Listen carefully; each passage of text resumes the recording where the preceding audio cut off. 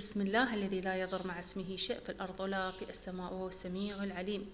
اللهم صل وسلم وبارك على نبينا محمد وعلى آله وصحبه وسلم.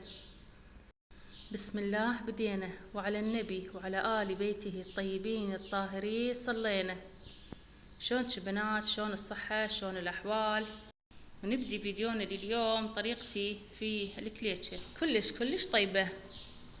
ومثل ما تشوفون يا بنات، أول شي طحنا الهيل بهاي الطاحونة،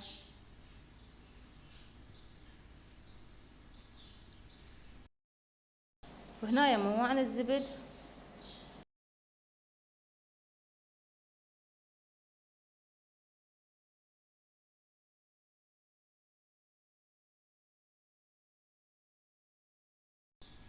وهنايا الطحين، يعني لكل كيلو طحين خاشوقة هيل،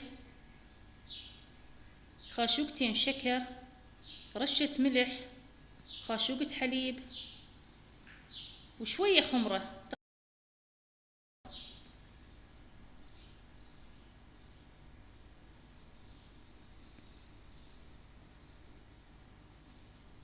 وهنايا حطينا المكونات كملناهن.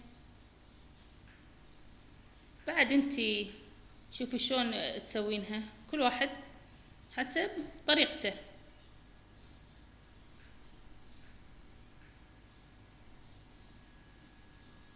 وهنايا جبنا الزبد، او اذا ما عندك سمنة يعني دهن ما تنك او اي شي، دهن زيت هم يصير، وجاي نعجن. ماكو مشكلة بنات، لا تقيدن، مو شرط واحد يعني يتقيد، اهم شي الطعم مو الشكل. وهنايا خاثر او روبة، خاشوقتين،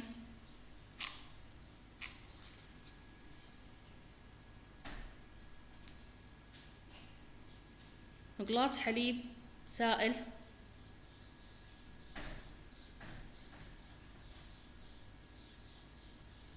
وهيج صارت العجينة. من هيك تصير يعني هاي العجينة تمام اوكي. وهنايا جوز مبروش سخناه على النار، وهيج صار.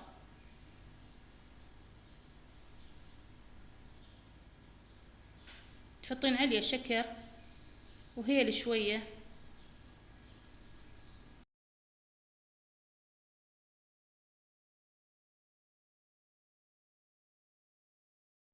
وهذا الجوز.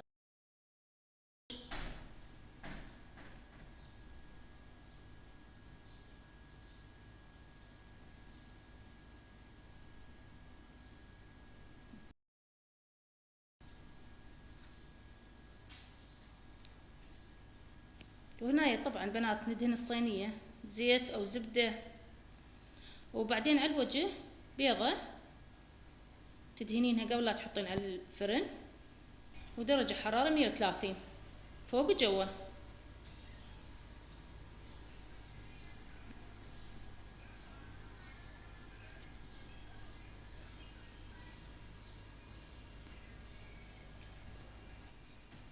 وهاي الكليتشة بسم الله ما شاء الله، صلوا على رسول الله.